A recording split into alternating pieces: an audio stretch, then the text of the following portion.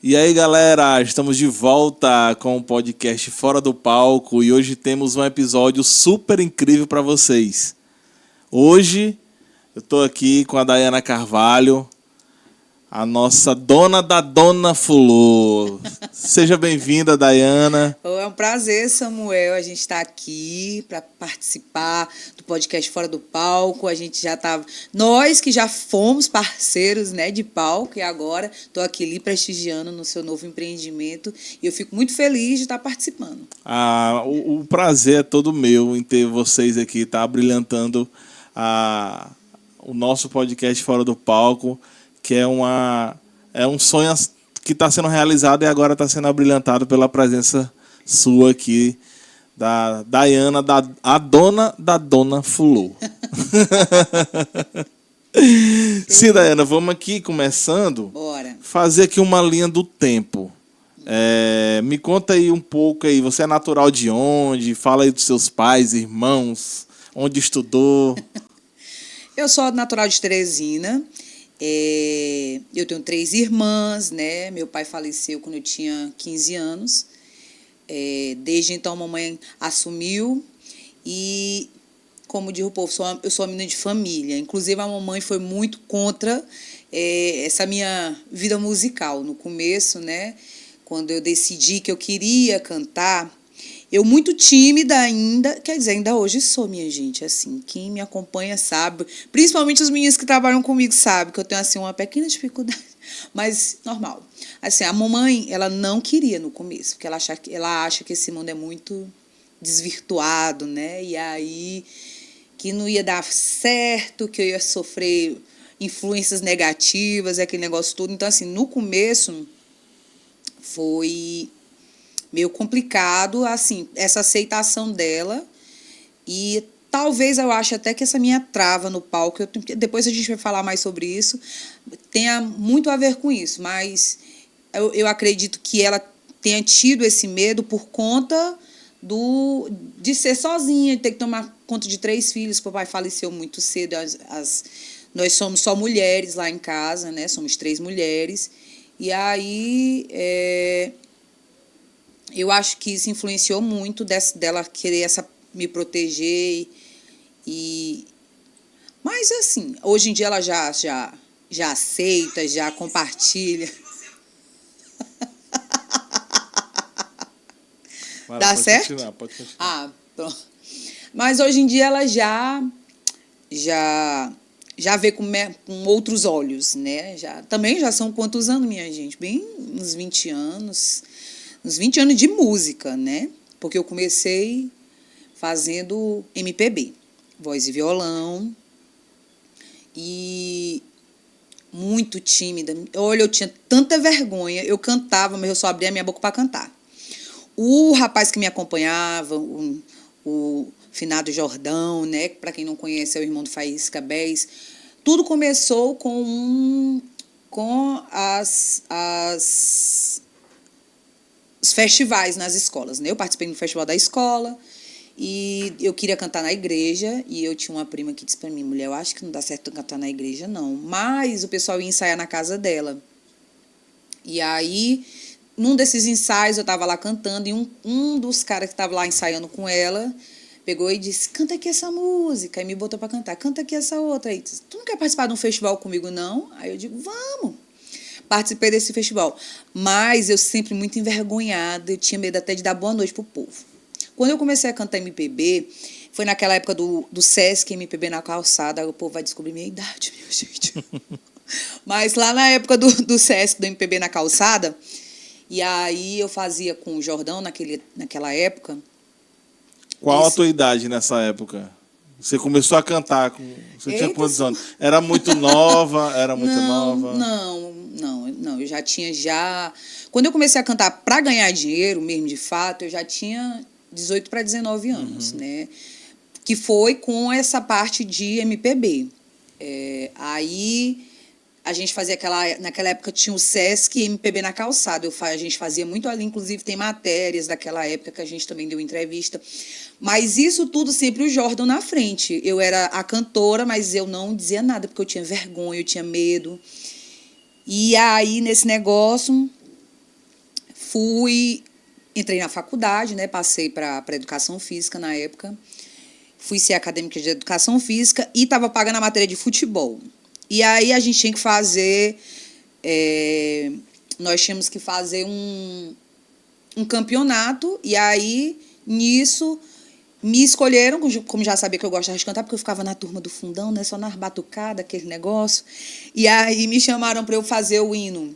E aí uma pessoa me viu e que me indicou para um cara que estava precisando de uma banda de axé, e assim eu comecei a minha história em bandas, né? Então você começou a cantar, já era na fase da adolescência para a juventude. Isso. E depois, quando você começou a ganhar dinheiro, você já estava eu já era maior de idade. Já era maior de idade. Por enquanto antes eu ficava só mesmo em cima, nos banheiros, em cima da mesa, né? Quebrei, inclusive. Engraçado, o meu gosto musical ele sempre foi muito diferenciado. Porque hoje eu vendo forró, né? Se me perguntarem qual é o estilo da sua banda, forró. Somos uma banda de forró, mas a gente toca tudo, porque eu participei muitos anos de uma banda de baile, mas meu gosto musical ele sempre foi muito diferente. Eu gostava, naquela época, tipo, eu tinha 15 anos, eu já curtia Marisa Monte, Djavan, Cássia Eller, Titãs, eu gostava do Grande Encontro. Então, assim, nada muito a ver com o que estava estourado na época, né? Gostava de música boa, né? Música boa. Música boa, não deixa de ser. Então, a tua primeira vez no palco já foi... Você já era adulta, vamos dizer assim? Vamos assim dizer que a primeira vez que eu fiquei mesmo de frente, eu já era maior de idade, já. E a primeira banda que você cantou, quando foi que surgiu a primeira banda para ti? Depois que eu tive lá com o Jordão, né? E aí eu entrei na faculdade, o povo me viu cantar o hino, e aí surgiu esse convite para eu ir para essa banda, que era uma banda de axé. Naquela época ainda tinha os showmícios, né? Época boa, minha gente. Eu tinha acabado de entrar na faculdade. Na verdade, acho que eu estava no meu terceiro período de educação física. E acabei nem me formando em educação física. Mas a vida é assim.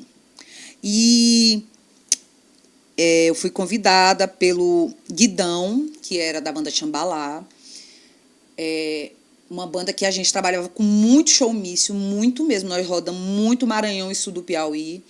Inclusive, nessa época, eu até tranquei minha faculdade por causa disso, porque a gente estava viajando muito. Naquela época, era show de terça a domingo. A gente fazia show, já saía para viajar, já emendava uma cidade na outra.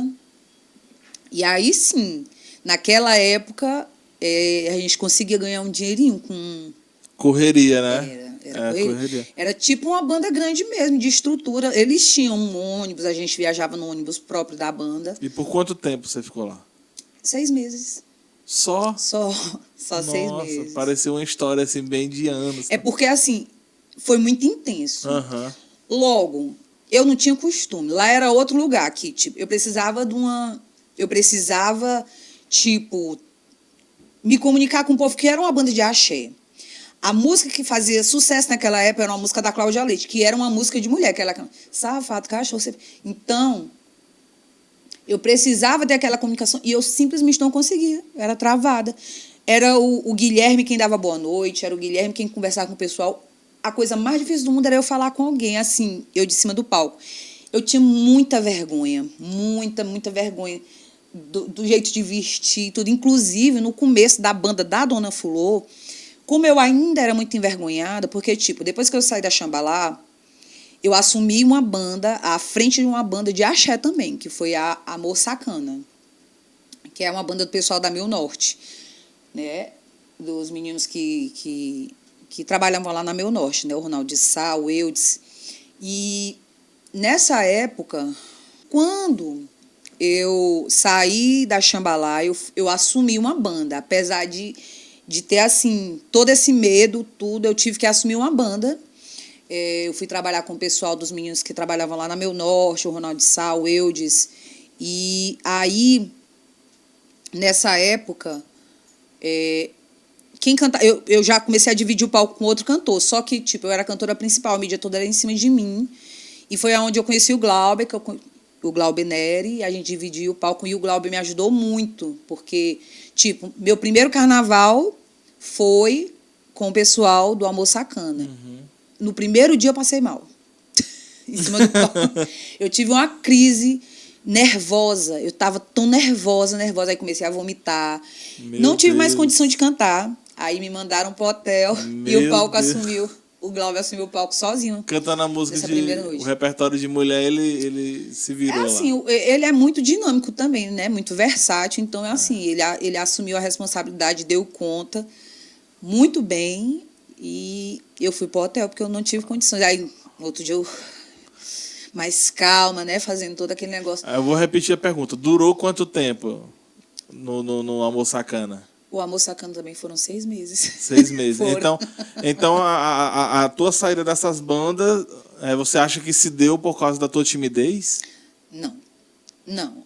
Nenhuma das duas foi por conta disso. Porque, assim, apesar de eu ser muito tímida, a gente sabe que hoje em dia eu tenho muita consciência disso. Eu ainda não sou a cantora que eu quero ser, porque ser cantor é um conjunto. Não adianta só você ter voz, né? Você tem que ter palco, você tem que ter postura e tudo. E naquele tempo eu não tinha, como eu era muito verdinha, estava iniciando, eu nunca não tive assim ninguém para estar me orientando. Quando eu cheguei no Amor Sacana, que eu tive que assumir uma frente, eu também fiquei muito assustada. Logo foi meu primeiro, aí logo em seguida veio o carnaval. O que me fez sair das bandas?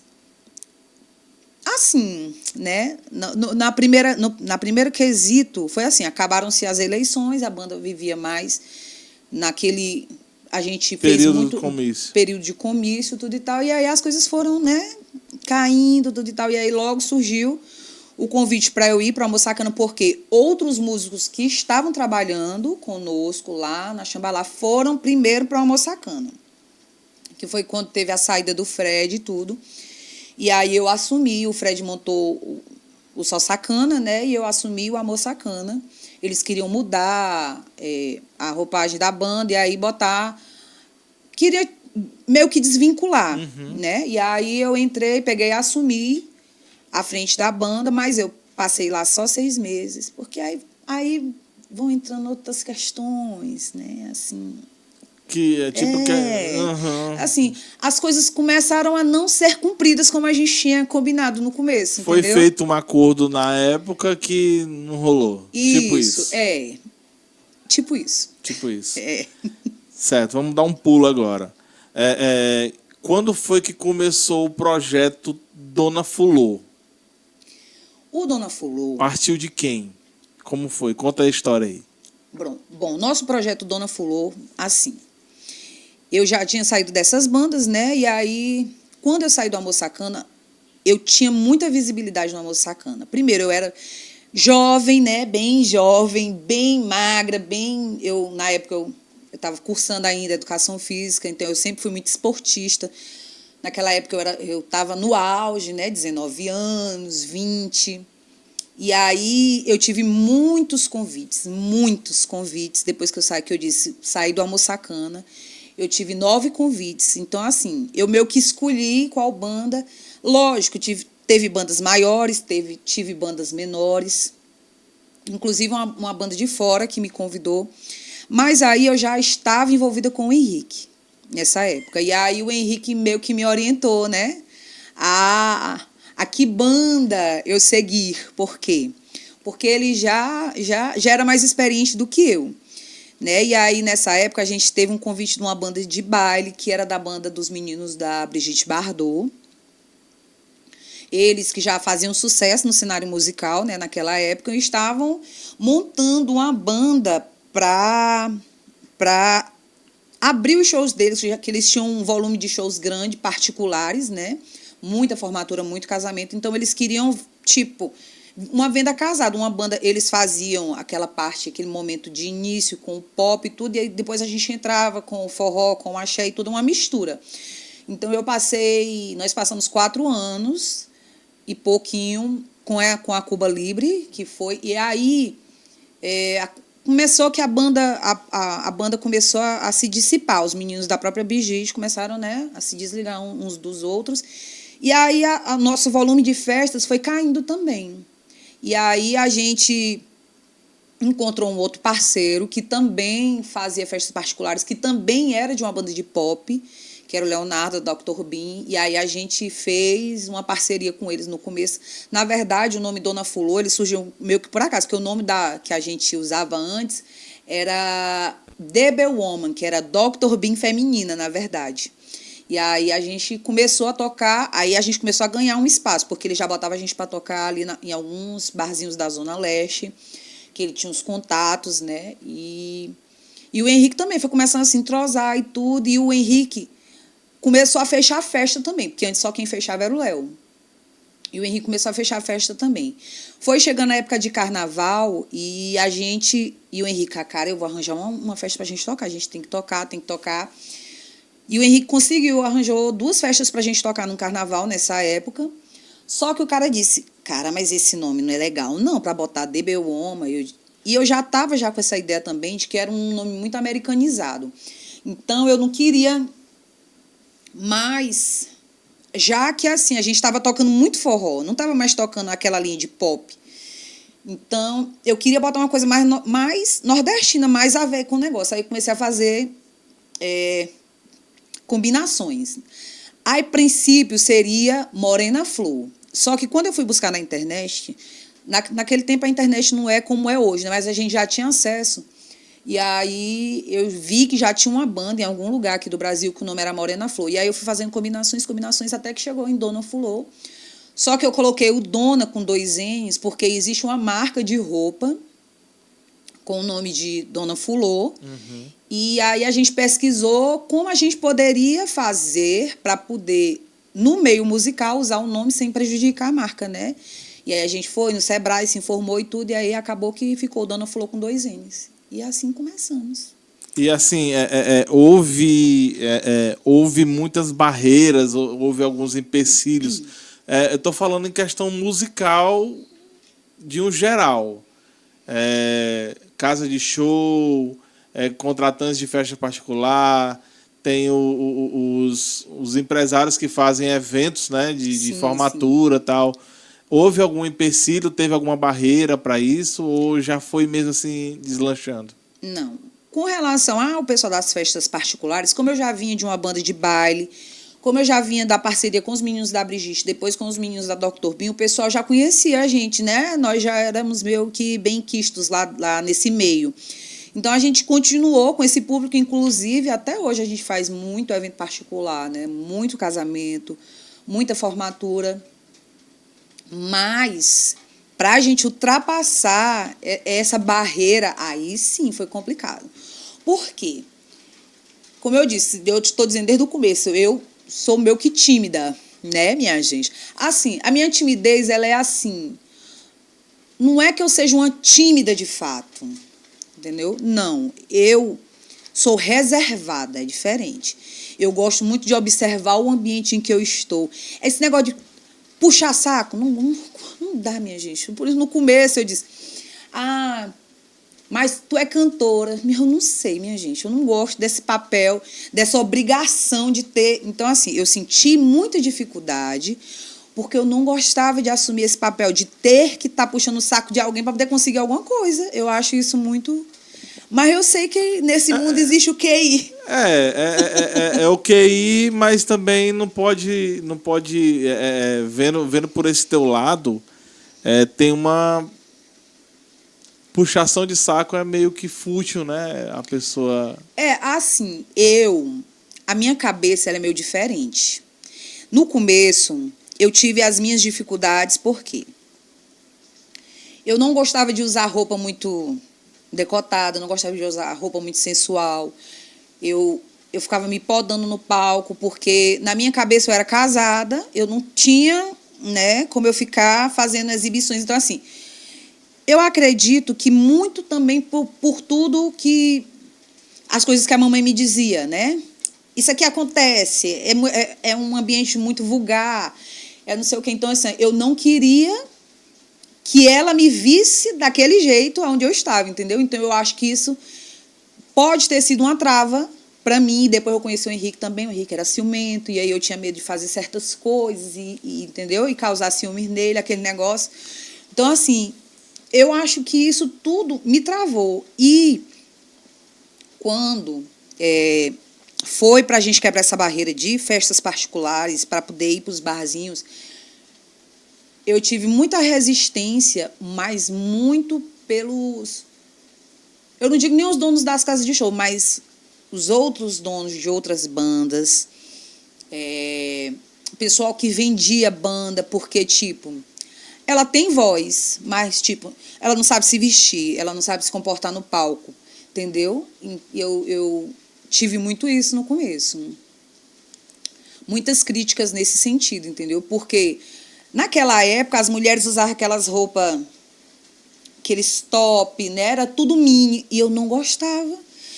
Não gostava de me exibir daquele jeito, e naquela época eu era bem magra, né? Eu podia.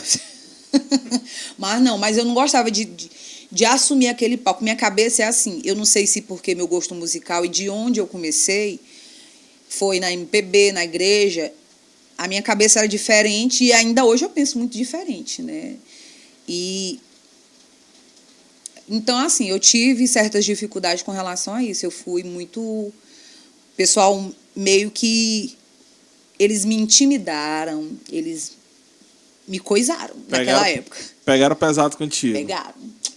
Aí eu ficava meio que frustrada, entendeu? Porque, tipo, pô, cara, eu sei que eu tenho um potencial vocal, mas eu não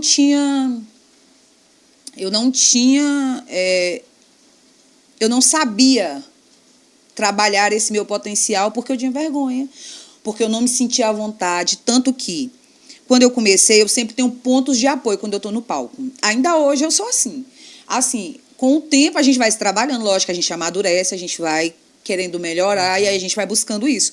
Mas, no começo, lá na Xambalá e no Amor Sacana, a Dedê foi a primeira pessoa quem disse assim, você precisa acreditar em você, que você tem potencial. Então, assim, ela me dava muito apoio. E aonde eu vejo ela, eu digo que a Dedê foi a pessoa quem foi meu primeiro suporte. Quem é a Dedê? A Dedê era uma dançarina da banda Xambalá. Sim. Então, assim, ela já dançava em festas de carnaval, ela já tinha dançado em outras bandas.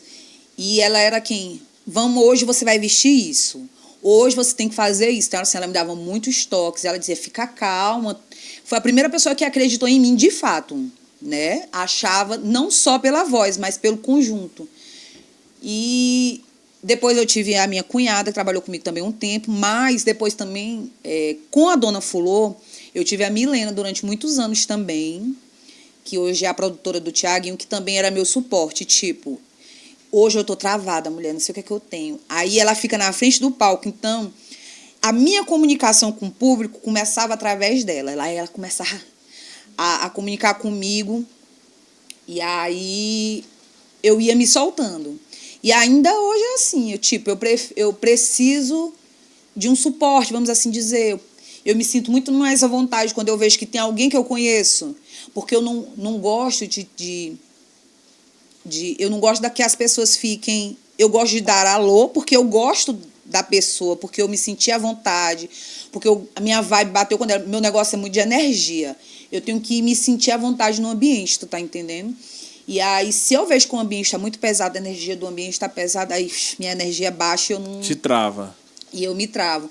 Mas, se eu vejo que tem alguém que eu conheço, aí eu já fico mais à vontade, aquele negócio, e aí as coisas fluem. Hoje em dia... eu sou bem melhor do que eu já fui com relação a palco, né? Eu estou falando com relação a palco, a me sentir segura, a essa comunicação com o público.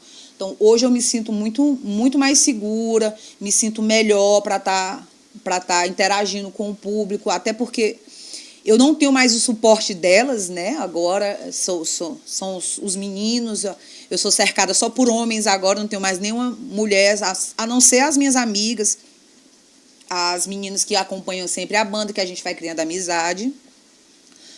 Mas é isso, foi complicado no começo. no início da Dona Fulô, você já era casado com o Henrique? Já. E assim, como é que vocês conciliaram a parte dona de casa com artista? Porque quando você casa, você tem um projeto de família, você, né, imagina ali filhos, uma casa para montar, tal, mas ao mesmo tempo, paralelo àquilo, estava a banda. Como é que foi essa conciliação assim? Cara, assim, eu perdi algumas oportunidades justamente porque eu sempre quis ter uma família, entendeu? Eu pensava, meu projeto antigamente era, quando eu era criança, quando eu crescer, eu vou casar, vou ter filhos, vou ser uma mãe dedicada, uma esposa dedicada. Na minha cabeça sempre foi assim. Até que eu descobri que eu cantava, né? Que eu tinha o dom do canto. E aí, por conta disso, eu tive oportunidades de ir para bandas grandes, bandas de fora, outros convites, e eu optei por não ir. E na única oportunidade aonde eu me permiti ir, que na verdade eu não me permiti, eu fui meio que empurrada mesmo, entendeu? Eu voltei atrás depois. E não quis, porque minha filha era pequena. E eu achava que era muita coisa para eu perder, entendeu? Porque é bom, é satisfatório? Mas eu não ia estar perto da minha filha, eu não ia estar perto do meu marido, da minha família, da minha mãe. Então, eu sou muito família. Tanto que você já passou lá na minha banda, você sabe que eu não sei se no teu tempo a gente já ensaiava lá na minha casa. Já era lá em casa, né? Dentro do quarto. Exatamente, para vocês verem o tamanho da intimidade, minha gente. Mas assim, eu levo as pessoas para dentro da minha casa. Então eu acolho você. Se eu estiver mentindo, você pode me dizer, mas assim, a maioria dos meus músicos, ainda hoje eu tenho contato, e eu acolho todos eles, e eu sempre digo, aqui é uma família, porque eu, querendo ou não, eu levo vocês para o seio da minha casa, lá no seio da minha família. Então, e eu gosto desse ambiente. Praticamente você leva os teus músicos para a tua intimidade. Exatamente. Né? Então, assim, essa minha relação com o Henrique, de trabalho, de esposa, a gente sempre mistura, porque assim, não tem como a gente separar. Porque a gente vivia 24 horas do tempo, até eu decidir que eu tinha muita energia guardada para eu ficar trabalhando só com música, e hoje em dia eu trabalho com outras coisas, mas naquele tempo que eu vivia só de música, então a gente vivia 24 horas, falava disso, pensava no projeto, o que é que a gente pode melhorar, o que é que a gente pode... E tudo que a gente pensava, a gente executava. Então a gente trabalhava, a gente era casado e vivia para a banda 24 horas, tipo... A gente precisa de um material, vamos fazer um material. Aí faz o material, muitas vezes nós mesmos fazíamos em casa, a gente mesmo pregava as capas dos CDs, a gente mesmo gravava os CDs, a gente mesmo, entendeu? Então, assim, no começo foi tudo muito caseiro e tudo muito só nós dois, entendeu? Não tinha participação de ninguém de fora, então sempre foi essa mistura, não tinha muito como separar. E vocês vivenciaram e sabem que muitas vezes não tem, a gente leva umas pequenas rusgas. E em relação porque assim, família, você tem os horários, tem criança no meio, tem horário da alimentação, tem um horário de sair para fazer o supermercado, né? A habilidade que vocês tiveram foi assim... Na verdade, assim, muito bonita. Eu tive também muito suporte da minha mãe, né? Da minha família, porque assim...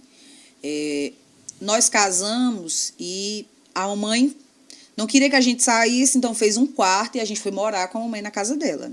Ela fez um quarto pra gente, então eu tinha todo esse suporte da minha mãe, das minhas irmãs, entendeu? Para cuidar da Ana Cecília e tudo.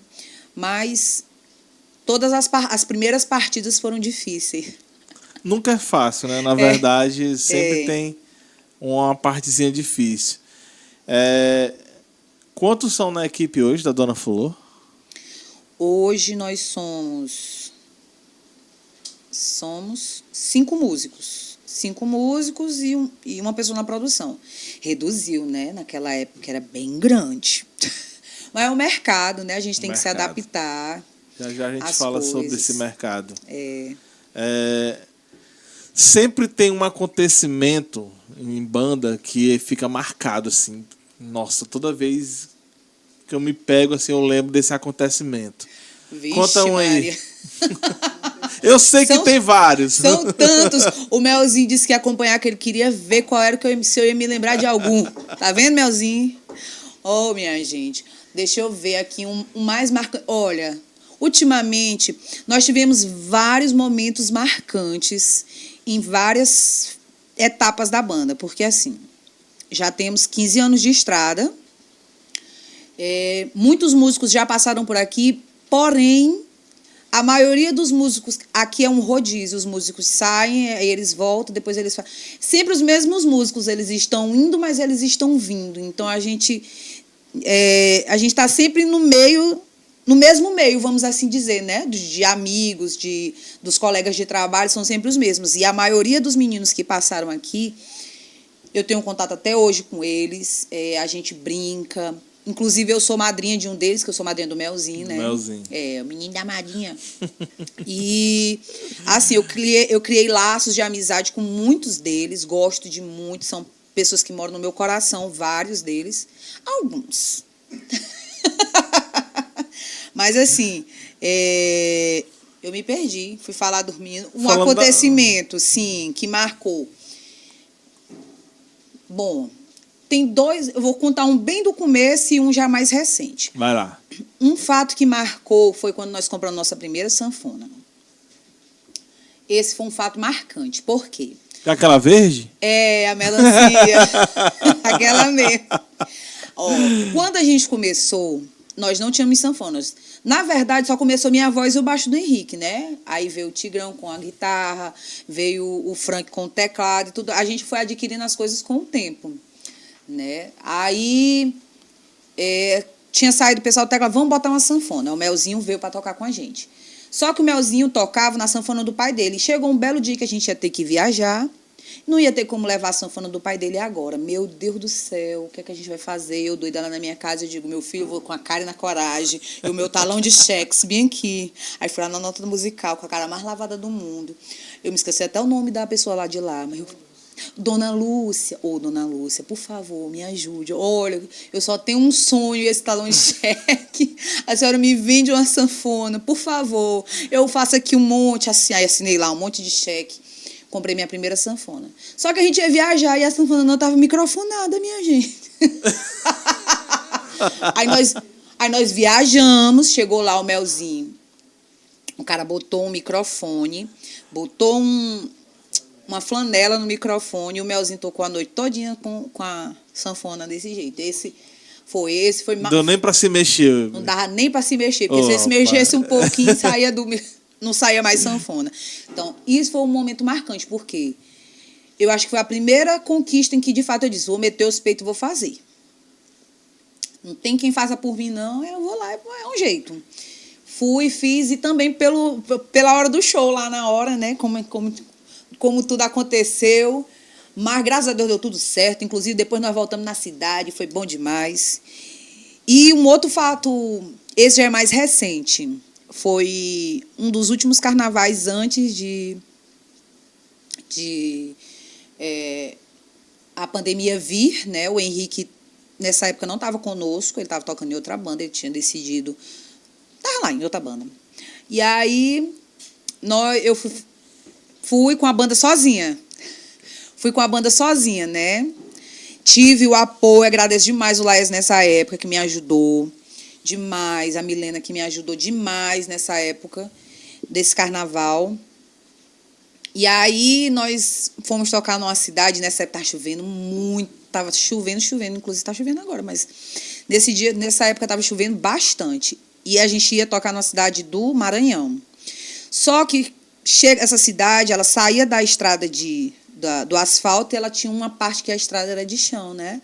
E aí a gente estava com o motorista, seu meninozinho. Porque quem viaja com a gente sabe que eu chamo todos os motoristas de seu meninozinho, porque eu não aprendo o nome de ninguém, minha gente. Eu tenho um péssimo hábito de lembrar do rosto da pessoa, mas não lembro o nome. Então, para não esquecer, eu chamo seu meninozinho. Aí eu falando com seu meninozinho, perguntando, faltam quantos quilômetros? 13 quilômetros. Os 13 quilômetros mais longos da nossa vida, meu filho. essa Meu história Deus. ainda hoje é lembrada por todos que estavam nessa época. Meu Esses Deus. 13 quilômetros que nunca chegaram, não conseguiu dar a volta no reboque, nós nos perdemos. Meu ninho foi... E o Henrique escapou dessa. Escapou dessa. Tava na praia, fazendo carnaval na praia. Ó. É.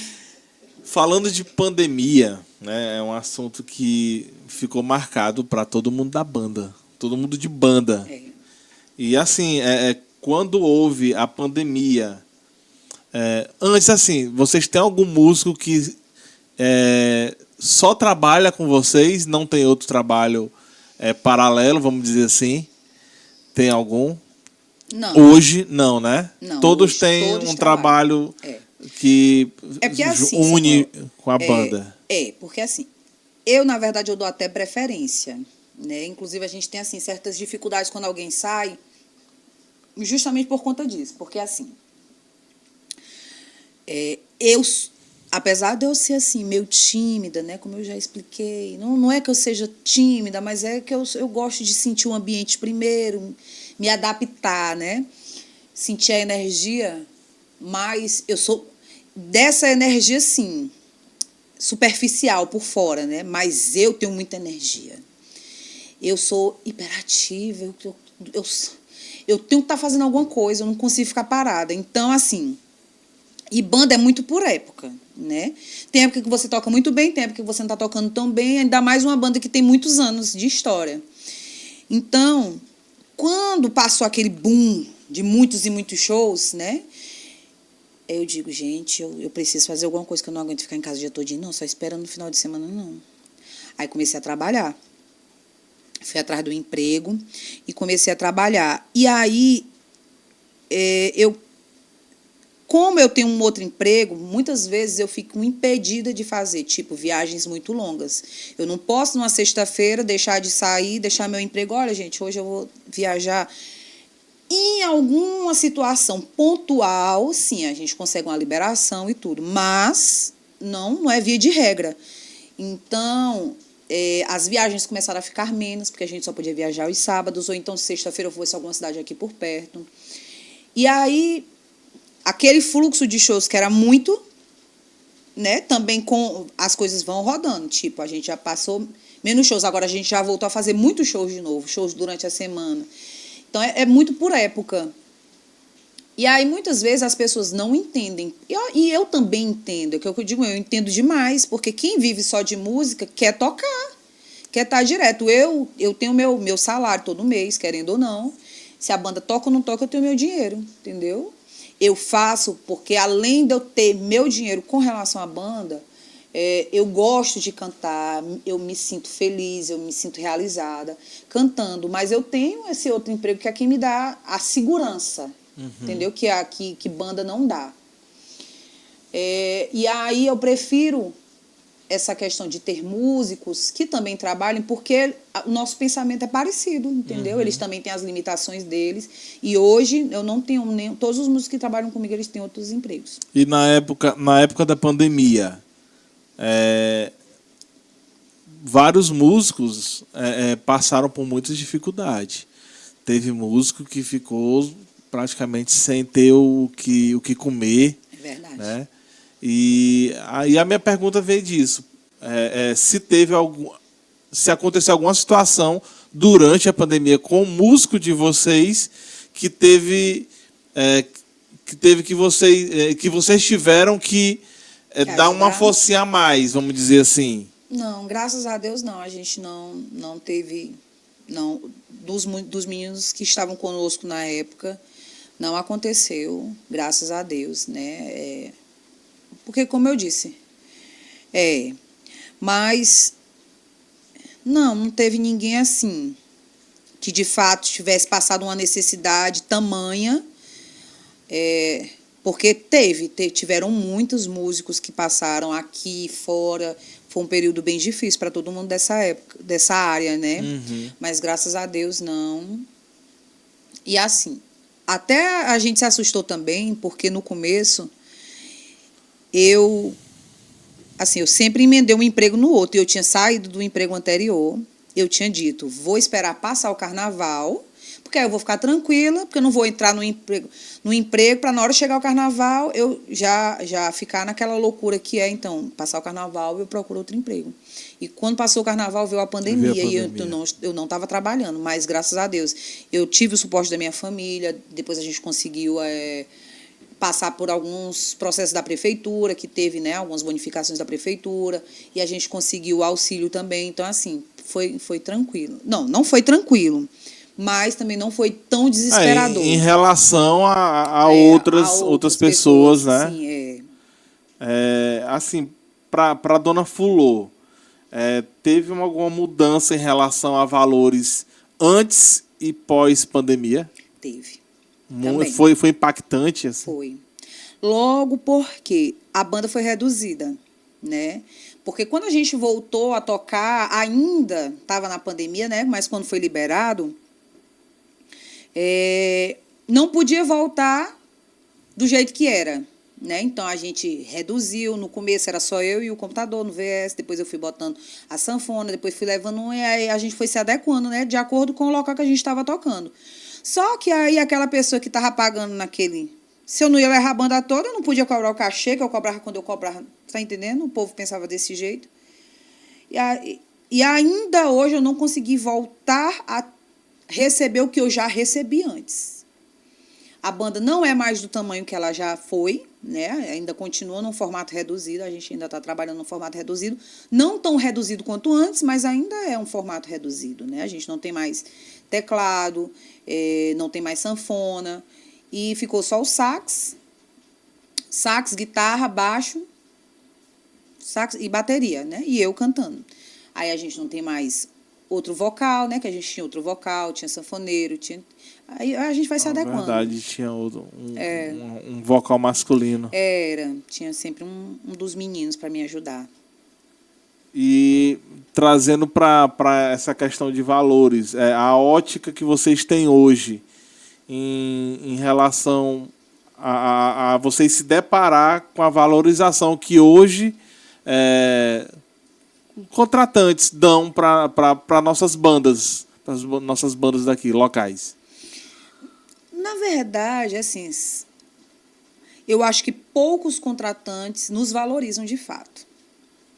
Porque as bandas de fora vêm, muitas vezes, aqui tem muita gente talentosa, minha gente. Eu não falo só por mim, não. Tem muita gente boa aqui, tanto homens quanto mulheres. Só que aí, quando a gente vai e a gente quer cobrar um cachê, eles não querem pagar para a gente aquele cachê. Entendeu? Eles querem sempre barganhar o que a gente está pedindo. Ah, mas aqui eu só posso dar tanto. Aqui você vê a casa lotada, só quero dar tanto. Quando é na hora que a casa está bombando, não querem pagar a gente mais, mas na hora que a casa está dando, tem menos gente, eles querem. Até que essa prática melhorou muito. Nunca mais aconteceu conosco. Mas isso antes existia muito. E chega alguém de fora que não é tão bom, entendeu? Que eu não sei de onde eles criam uma mídia e empurram a goela e o povo compra, o que é pior. Que o povo compra, aí desvaloriza a gente que está aqui, que dá o sangue, que é da terra, que somos bons, que aqui tem muita gente boa. Tem. Muita gente boa. Isso é verdade. Mas o povo, não sei, minha gente, o que é que esse povo que é, minha gente, que vocês não veem, não valorizam nós, pelo amor de Deus. Mas tem muita gente boa aqui, minha gente. Trazendo ainda nessa área, você acha que hoje, música em geral, né, tem bandas, as bandas elas variam em relação a contrato, né, contrato de show, cachê para músico e tal. Vocês acham que hoje os músicos da nossa região, eles ganham cachê justo ou não? Cara, assim, isso é complicado com relação a dizer o que seja justo. Por quê?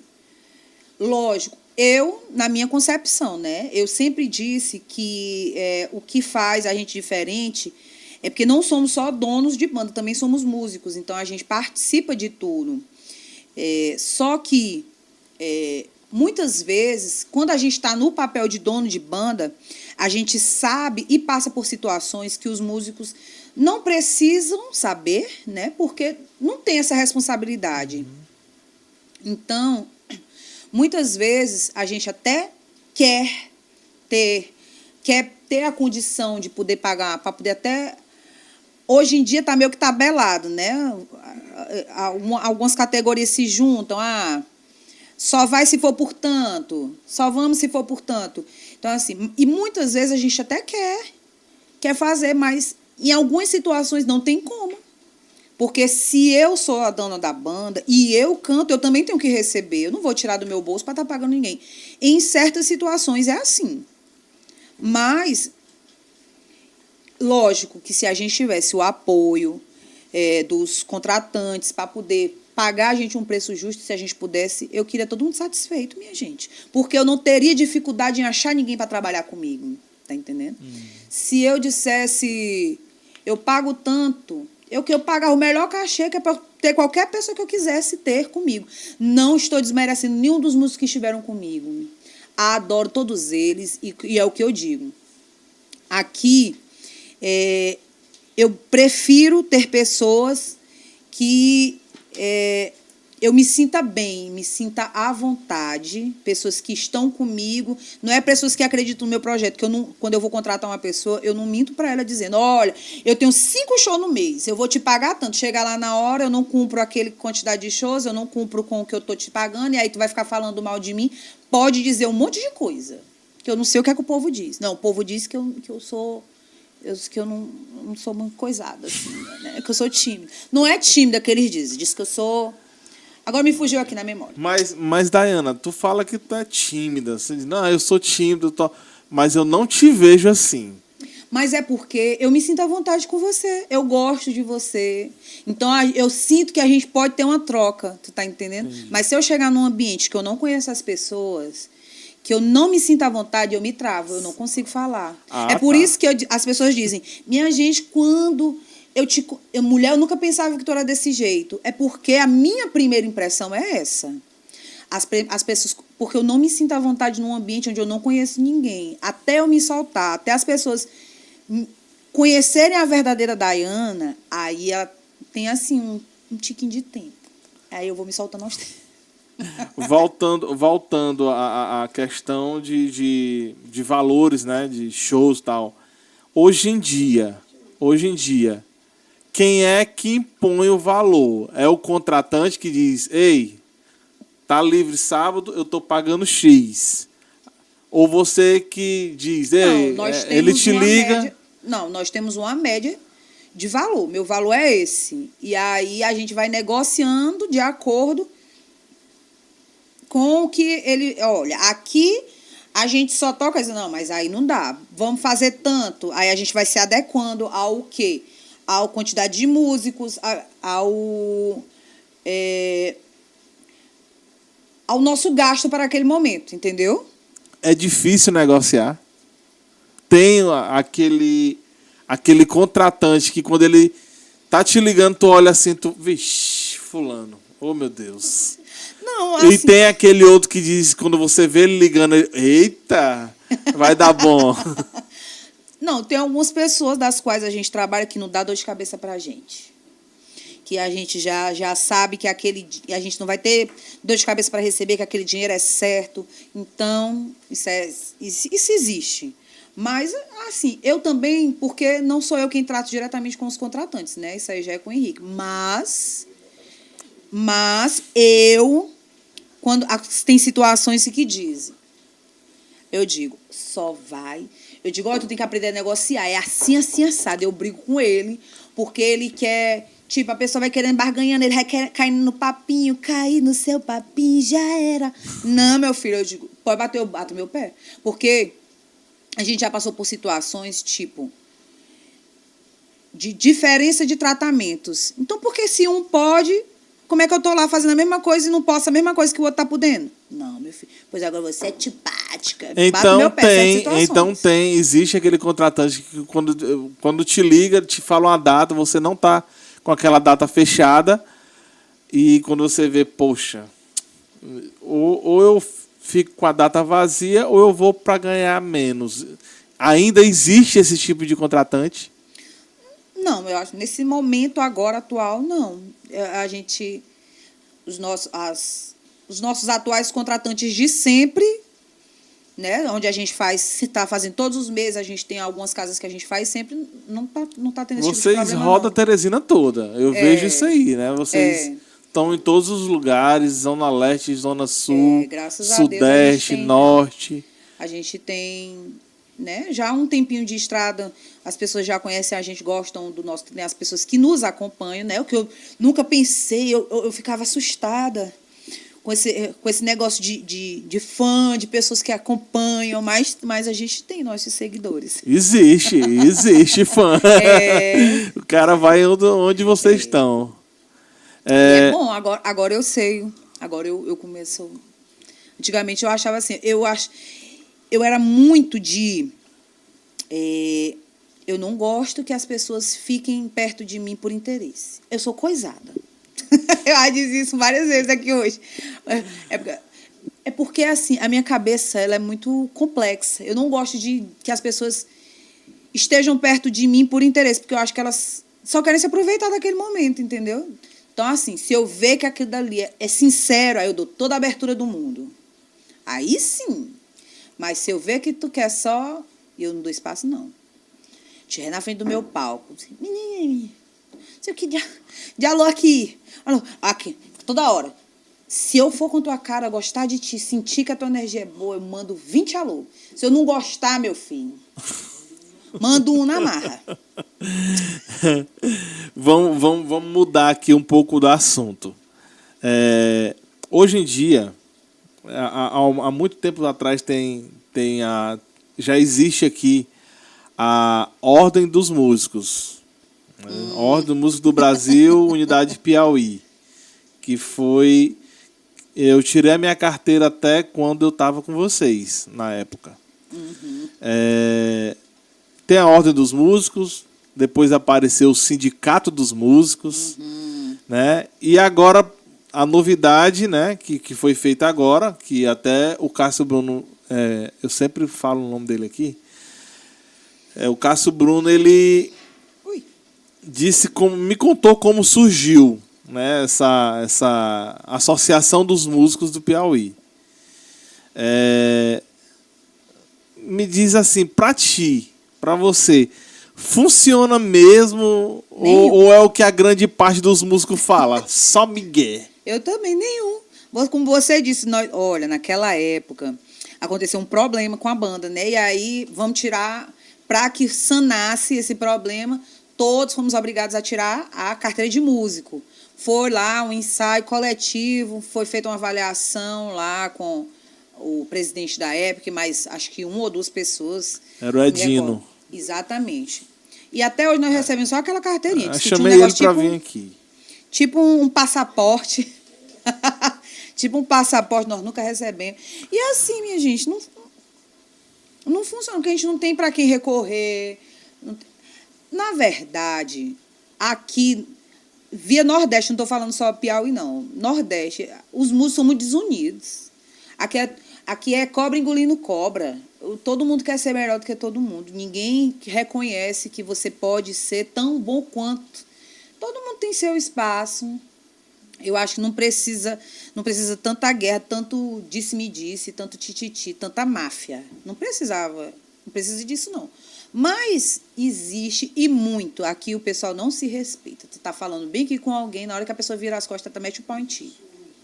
E aí é isso. Para mim não funciona, não. E assim, o Cássio Bruno, ele falou numa conversa que eu tive com ele, que a Ordem dos Músicos surgiu por acaso. A Ordem dos Músicos é para dar, vamos chamar de assistencialismo. Eles fazem eventos para arrecadar dinheiro para comprar cesta básica para músico que está em necessidade. O Sindicato dos Músicos seria para defender a classe e a Ordem dos Músicos para defender direitos autorais, questão de cachê e tal. no final de contas, mistura ali, parece que não dá muita coisa. Isso é o que eu consegui juntar falando com alguns músicos de hoje. Eu estou, musicalmente falando, em relação a bandas, eu estou há praticamente 7 anos que eu saí, né, que eu me afastei. E trouxe esse assunto à tona de novo durante o podcast.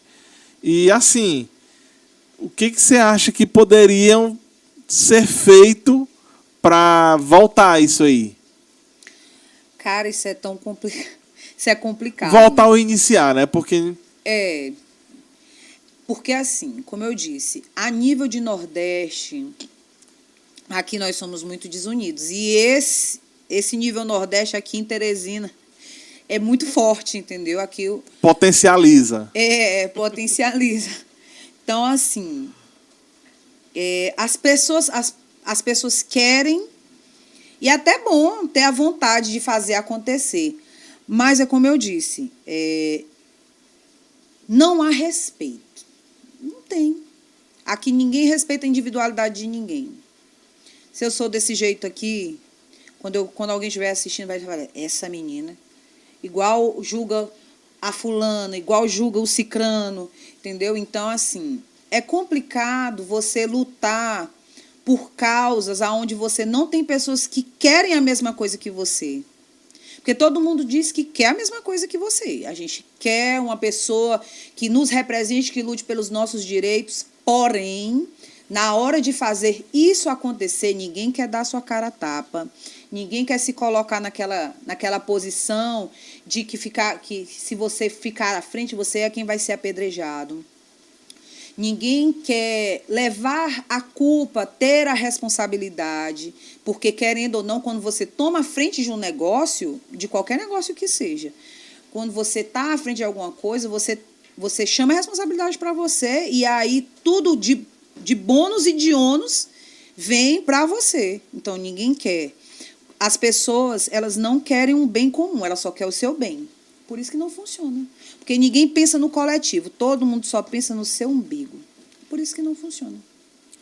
Tem em vários grupos de WhatsApp, uma vez ou outra, grupo de músicos, a gente se depara com um debate do tipo, né, do tema. Sim. E, assim, tem muita gente, eu concordo contigo, tem muita gente que num grupo de WhatsApp é cheio de ideias, é cheio de valentia, mas na hora do agir isso aconteceu na época da pandemia, que teve aquela passeata lá na Frei Serafim, né, que foi convocado em vários grupos, a galera para ir, os músicos para ir. E quando chegou lá, eu olhei, eu fui, mesmo sem estar mais tocando profissionalmente. Eu não fui, mas eu não fui por outras questões. Pois é. Salvo aqueles que, no teu caso, né, foi por teve os seus motivos, mas teve muita gente que simplesmente ficou em casa porque queria ficar em casa. Tinha a possibilidade de ir, desistiu de ir, não vou. Assim, ser humano é complicado, né? A gente lidar com pessoas. Assim, todo mundo pensa de um jeito diferente. O que é que poderia ser feito? Minha gente, não tem outro ponto que não seja a gente pensar no coletivo. É um bem maior. Todo mundo quer ficar bem. Não é? Todo mundo quer que os cachês sejam melhores. Todo mundo quer, então, de fato, as pessoas se unirem. Porque senão fica sem fundamento, vai ser continuado assim. Mas é verdade. Tipo, vamos sair daqui da esfera de Piauí. Vamos bem ali em Fortaleza. Safadão é um cachê, Tatiguel é um cachê diferente. Se você for pegar o Forró Real, é outro cachê. Aí vai baixando. Aquelas bandas menores que tocam naqueles barzinhos são outro cachê. Claro, vai de acordo com a estrutura, vai de acordo com a sua mídia. Eu não posso querer pedir o cachê de uma pessoa que tem mais espaço, mais mídia do que eu. A gente tem que ter consciência, porém, a gente tem também que ter um limite, né, para poder se trabalhar dentro do razoável. Isso é verdade. Vamos passar aqui de assunto. Você, casada com o Henrique, que faz frente com você em relações a decisões da banda, da Dona Fulô. E eu vou fazer uma pergunta parecida com a de antes. Como é essa separação, assim, marido, sócio, músico? Como é que funciona isso aí na tua cabeça? Meu que não há divisão. Meu que não há divisão. Vocês que já passaram lá pela banda, já presenciaram quantas vezes, né? Nós estamos ali, eu quero de um jeito. O Henrique gosta muito de jazz band. Eu gosto de uma coisa mais simples, entendeu? Eu gosto de simplificar porque eu acho que fica mais dançante pra galera, aquele negócio. Ele gosta já de uma coisa mais arranjada, mais harmoniosa, um negócio mais enfeitado. E eu digo, cara... Aí nós estamos ali no ensaio. Vai botar um arranjo. Tá dificuldade. Nós estamos naquele arranjo ali, 15, 20 minutos. Meu irmão simplifica, vai, pã, pronto, é melhor. Não. Aí ele fica com o negócio. Tipo, querendo me desmerecer, porque dizendo que eu não sabia, porque eu não sei tocar nada, não sei, só sei cantar. Porém, meu ouvido é muito bom, viu? Tenho meu ouvido é apurado. Então eu sei, meu gosto musical sempre foi muito bom, apesar de eu não saber dar nota. Mas, e aí, acaba que no final das contas dando tudo certo, porque tem que dar, né? Que senão... Tem que dar, tanto que deu certo até hoje, né? Pois não é? Tem que dar. Mais uma curiosidade que teus fãs querem saber. Né? Já rolou alguma treta em casa, você e o Henrique, que... Vamos fazer uma viagem aqui. Tá lá em casa e rola uma treta, aquela briga de marido e mulher. Né? Que só quem é casado sabe como é que funciona o trem. E era no dia de show. Né? Como vocês são muito... vocês têm uma grande conexão no palco. Né? Por isso que a banda é o que é. Como é que rolou isso no show? Vocês tiveram a treta em casa. Ou até beber. Vocês tiveram a treta em casa e era dia de show. Vamos colocar um show importante, vai abrir para uma banda grande. É aquela coisa que a galera tá em peso lá. Aí ele vira as costas, toca o show todinho de costas pra mim. É mesmo? É mesmo. Dá detalhes. É, meu irmão. Olha, menino, quem vê cara não vê coração. Querido. Por detrás das... Já teve show, virou as costas, já teve show que nós... Brigado mesmo, coisado. Menino, só que assim, eu tenho que fazer a minha parte, né? Muitas vezes não consigo, porque, tipo, sorrir quando eu tô muito zangada. Tem aquela história que você não consegue mesmo... a sua boca pode até não falar, mas seus olhos reviram. Pois é, sou eu. Não consigo. Minha cara não me entrega. Hoje em dia, não. Eu disfarço mais, né? Com o tempo, eu fui amadurecendo. Vou amadurecendo. Mas a maturidade, ela ajuda muito. Verdade. Coisas que a gente faz novo. Hoje, vocês... Rapaz, eu pensei tanto, não vou fazer isso. Naquele tempo eu fiz. Uma vez nós brigamos, nós tocamos num aniversário lá na Cooks. Meu Deus do céu, olha. E o Henrique, aí a gente fica birrando um com o outro. Nesse dia foi birra. Como é essa birra? Ele quer botar o baixo dele lá em cima, pra eu ficar brigando, que ele sabe que eu fico zangada. Pra que já esse negócio nessas alturas, só tem baixo nessa banda, não sei o quê. Todo mundo tem que se escutar. Aí fica fazendo birra em cima do palco, que é justamente para eu me zangar. Aí eu fico resmungando, viro para as costas, meus olhos reviram. Aí falo para a produtora, manda baixar esse negócio. Então já aconteceu. Mas hoje em dia, quer brigar, meu filho, tá zangado, ele fica lá. E eu, belíssimo. Oi, queridos! Tô mais nem aí. Eu aprendi a não me estressar mais. A gente aprende, né? De um tempo pra cá eu digo, lavei minha mão, não quero mais saber, não. Se quiser se estressar, se estresse só. Dona Fulô tem 15 anos. 15 anos. Qual a música de maior sucesso de vocês? É um ping-pong aqui agora. Eu digo assim, maior sucesso, maior repercussão, porque já tinha internet nessa época. Aham. As outras ainda, na internet ainda não era tão divulgada, mas a gente comprou uma música do Pilili, que é Já já vai se arrepender se não parar de mentir. Então, como a internet já estava no auge, né, a gente pediu para vários cantores, vários amigos nossos, para poder cantar um pedacinho. Juro que tem ódio. Então, inclusive, até cantei essa música com a Mara Pavanelli, no show. Ela me chamou para eu fazer uma participação, porque a Milena, que trabalhou conosco, que era a nossa produtora, era muito amiga do pessoal que trabalhava lá. Então, todas as vezes que a Mara vinha aqui, a gente sempre dava um jeito de estar todo mundo junto. Então, aí um dos shows que a gente foi lá no River, a gente tinha acabado de gravar essa música, e aí eu cantei uma música dela e perguntei se eu podia, se ela podia cantar essa minha música comigo, e aí a gente até cantou. Então, essa é a música que teve mais repercussão por conta disso. E a queridinha? A música Queridinha? Aí a queridinha, eu acho que Tá Me Querendo, que foi a primeira, que é a música do Tigrão. Eu já ia perguntar delas. Tá me olhando assim, tá me querendo. Mas, na verdade, são músicas muito boas. Todas elas a gente não trabalha mais. A gente devia, inclusive, voltar a trabalhar nossas músicas. Eu também acho. O Júnior Meduna, que eu não conheci a gente com o Júnior Meduna. Meu joelho tá doendo. Ele tem uma música aqui que ele até disse que a gente vai botar uma nova roupagem. Inclusive, estou esperando, viu, Júnior? Que é assim... Pois eu te amo, pois eu te quero, vem ficar aqui comigo, meu amor. Pois eu te amo, pois eu te quero. Ela é tipo um shotzinho. Aí ele diz, vamos fazer uma nova roupagem. Aí nós estamos com esse projeto, uma pegada mais henriquiana. Atual. Um negócio mais atual, trazer mais para hoje, para a gente... É uma música, são letras... Pegada henriquiana ficou legal. Né? Já é o professor Dick. Dayana, manda um spoiler pro pessoal aí de um projeto que vocês estão bolando aí. Tem como? Cara, assim...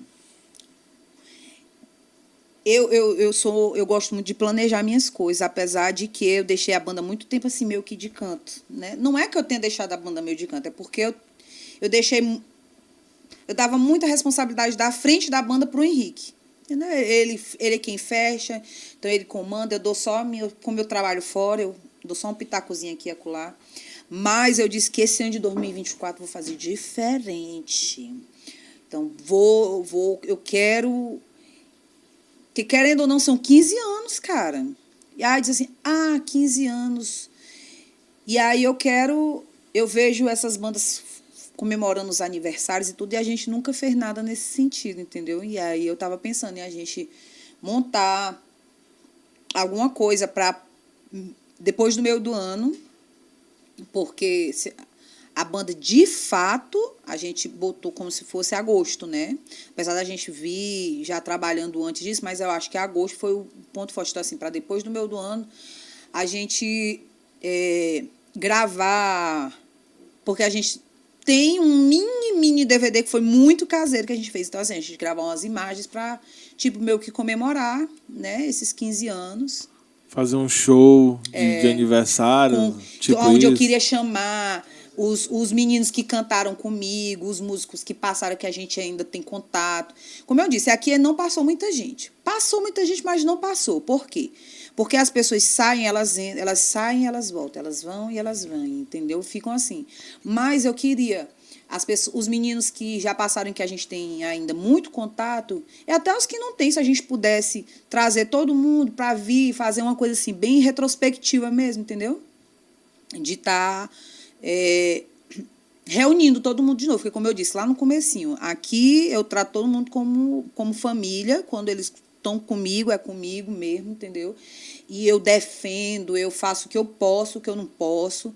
Eu quero que eles tenham o melhor quando eles estão comigo, entendeu? Quem viaja comigo sabe que eu quero que eu falo, que eu brigo nos hotéis, que eu falo na hora que eu estou nos camarim, que eu quero isso, porque merece. Todo mundo que está comigo, o mesmo tratamento que eu tenho que ter, que a outra banda está tendo, eu acho que os músicos devem ter também. Não é porque eu sou cantora. Ah, tu é cantora, fica lá dentro. Não gosto. Gosto de estar misturada com o povo, que eu gosto de estar vendo, eu gosto de estar sabendo o que é que está acontecendo, que eu não quero que mexa com meus meninos, não. Então, eu quero fazer essa reunião. Você falou em reunir a turma das antigas e tal. Eu lembrei de um fato, quando eu estava tocando com vocês no carnaval. Você lembra do Tom, hein? Ei, rapaz, para com isso. Nélio, um abraço, meu amigo. Rapaz, eu não esqueço disso nunca, velho. Nós estávamos falando um dia desse, contando essa história. Do cara, do motorista também, que assombrou na gente na hora de voltar para casa. A gente estava comentando um dia desse, que o Nélio deu uma canja comigo um dia desse. Pois é, cara. Ô, minha gente. E o Nélio vai vir aqui. O Nélio vai vir. Eita, mas aqui tem histórias, como diz Melzinha aqui, histórias da Fulu. 15 anos não são poucos dias, não. Se a gente for botar num livro, né, coisa demais. Gente, estive aqui com a Dayana Carvalho, frente da banda Dona Fulô. Agradeço demais a sua disponibilidade. Muito obrigado por ter vindo. Eu sei que não é tão perto de lá para cá. Fique à vontade, suas considerações finais. E de mim para você, agradeço ao Henrique também. Gratidão mesmo, sou muito grato por vocês terem abrilhantado o meu podcast aqui, que na verdade é da gente, né? É uma voz que ainda não tinha visto aqui e graças a Deus fui iluminado por ter uma ideia de criar uma coisa para trazer meus amigos aqui. Coisa boa. E suas considerações finais, fique à vontade. Eu tenho só a agradecer, Samuel, agradecer o espaço, porque, querendo ou não, aqui num bate-papo descontraído, né, as pessoas têm mais noção de quem é a Dayana por trás dos palcos, né? De quem eu sou de verdade, porque, como eu disse, muitas vezes eu estou ali travada, muitas vezes eu não consigo me comunicar tão bem, e as pessoas têm uma ideia de mim, depois que elas me conhecem, elas dizem, cara, mas tu é totalmente diferente do que eu pensei, do que você era, mas é como eu disse também, né? Eu sou muito de sentir o ambiente, de sentir a vibe, de me sentir à vontade. Quando eu me sinto à vontade, aí as pessoas têm realmente o melhor de mim. Eu me dou, aí eu começo minhas coisas. Quem convive comigo sabe que eu adoro tirar sarro, caçar conversa, imitar os outros. Então assim, eu pude mostrar um pouquinho do que eu sou por detrás das câmeras. Obrigada pelo espaço. Desejo muito sucesso, que o Fora de Palco comece aí mesmo a deslanchar em 2024. Amém. Que venham muitos patrocinadores, muitos likes, muitas curtidas, para que o negócio gere mesmo e que outros venham e consigam também mostrar esse outro lado. Falando de curtida, lembrar você, tá aqui o nosso Instagram, podcast _ Fora do Palco. Vai lá no YouTube, podcast _ Fora do Palco. Se inscreve no canal, segue a gente no Instagram. Dayana, muito obrigado. Obrigada, a gente fica por aqui. Muito obrigado, gente. Fica com Deus.